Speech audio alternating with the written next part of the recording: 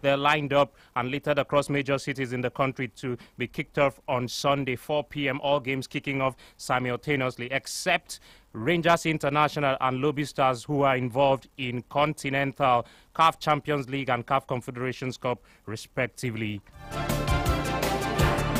In Umaya would see Abia Warriors take on former league champions Plateau United, and that's our featured game here on Flow Sports this weekend. Away from that is European football, where we would look at the Champions League draws made out there in Nyon, Switzerland yesterday, with Manchester United paired up against Barcelona. But tonight, United will be in action in the Emirates FA Cup quarterfinal. Up to that one and bring to you the team news, who is in, who is out, and what both managers are going for ahead of that clash. UEFA Europa League draws were also made to look at Arsenal's pairing, Chelsea's pairing, and look at what's in store there for some of the teams, some before, some haven't. The semi-final stages there with Milos Raonic paired up against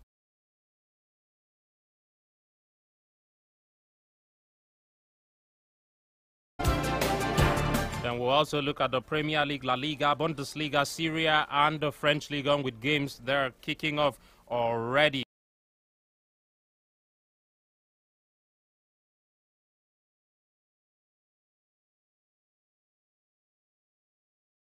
In La Liga, Bundesliga, Serie A, and the French Ligue 1 games to come up this weekend after midweek of European actions with some of the teams involved.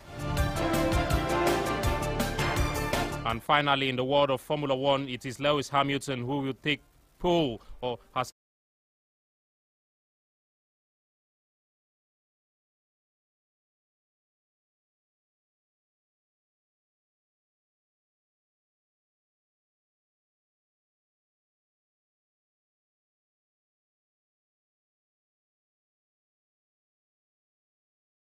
It's going to be a huge game for both sides. And Plateau United, they've not been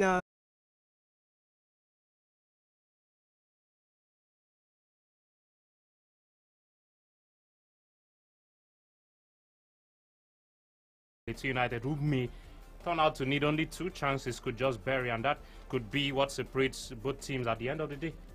Yeah, we like I said, Abia Warriors need to be very tactful. They need to, I think in their games this season, they've not been able to create clear-cut chances, and they are not sharp in front of goal. That may just work against them if they are not careful. You need to create these chances and bury the chances as they come, else you get punished by your opponent.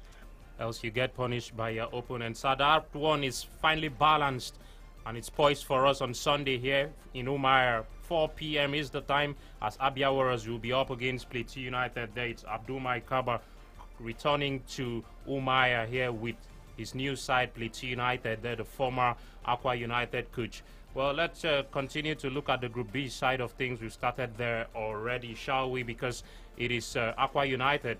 We just talked about them right now with Abdul Kaba being their former manager. They are away at Heartland in Okigwe to take on the Nazi Millionaires, who have been in fine form themselves this season, haven't they, Adesi?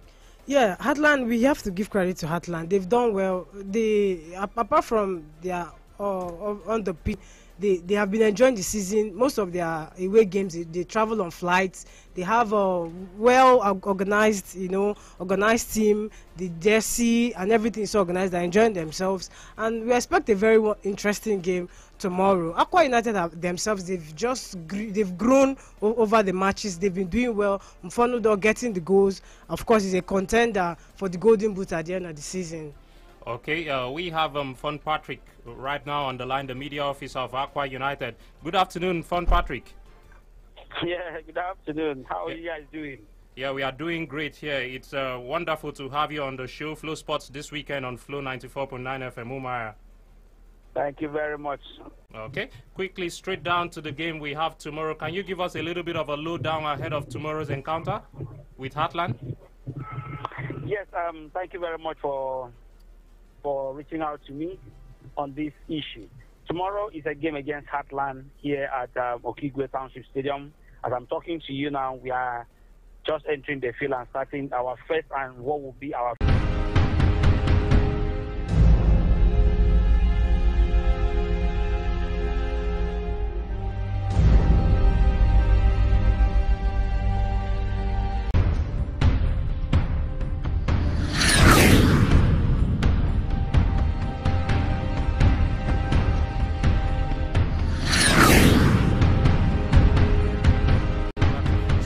this weekend on Flow 94.9 FM with Davidtalks alongside Daisy Michael. Well, UEFA Champions League draws, the last 8 there, muchly anticipated yesterday at noon there, and it did come down, and we've seen the fixtures there. Some thought for some of the teams there. Well, some would look and say, okay, we have an easier draw, but it doesn't get easier when it comes to the last 8, because all of the teams that have gone to that stage or qualified for that stage must have passed through a lot. The likes of Ajax, the likes of Manchester United, the likes of Juventus had to overturn a deficit there to get into the last 8. Well, let's look at the fixtures as they are lined up, and I will get your take on the pairings there. Which do you think is the toughest pairing? Who do you anticipate to go through at the end of the day? We'll start with Barcelona and Manchester United, the first leg to come from Old Trafford there. Memories of these two here back there in 2008, 2009, and of course 2011 at Daisy Michael. Well, it's a mouth-watering tie. You know, these two sides, 2011, where Barcelona actually won the both matches, and just crossover to Champions League these days. It doesn't mean who plays whom first, because you could be under enormous pressure in the second leg there. But back in the days, most teams would love to go away first, see how it happens. If they have a bad game, they can use their crowd to get back on song there and get back to winning ways there, especially when Messi was the real Messi having a go at teams at their Estadio de Camp Nou. Barcelona could overturn even the biggest deficits there.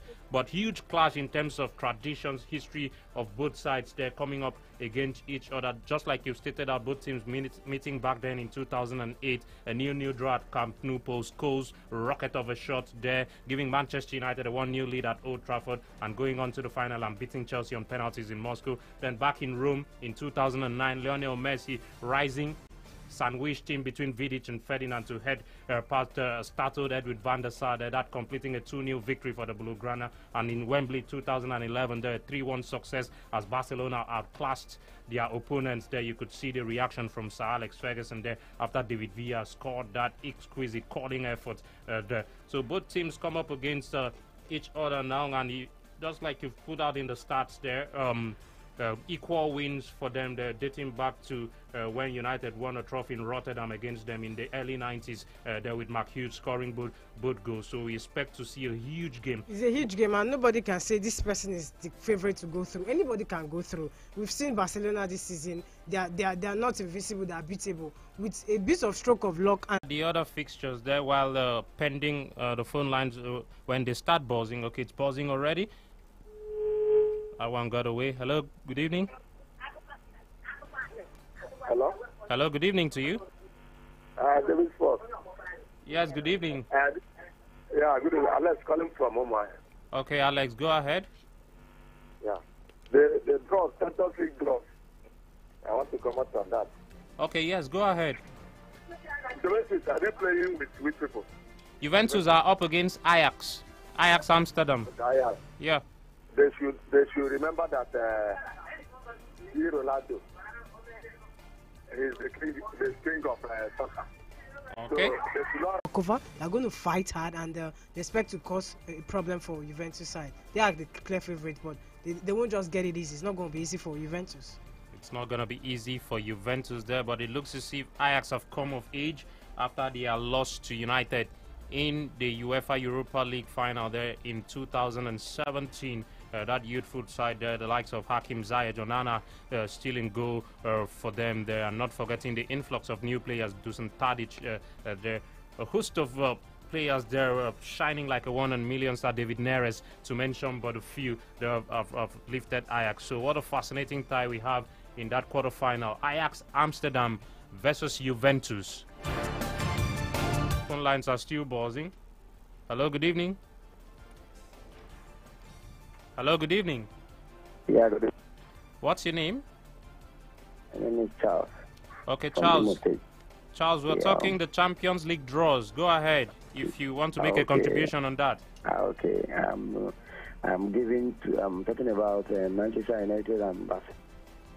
Okay. So in that scenario, I'm giving it to Manchester United because of their history in Champions League. Because of their history in Champions League. Yes, yes. Okay, but Barcelona have won more Champions League titles than United. Barcelona on 5 Champions League titles, while Manchester United have only one. They're up against Chelsea and the first leg in Praha. But Chelsea, different opposition to Sevilla, different quality.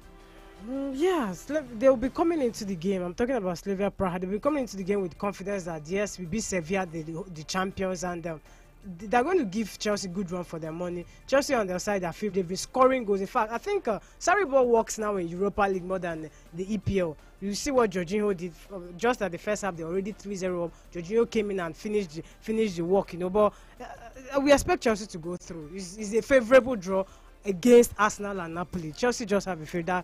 16th tie against the Ukrainians, but up against the Czech side here. We'll look to see how it happens for Sarri and his team there, and Benfica overturning a scoreline against the Croatians there in Dynamo Zagreb.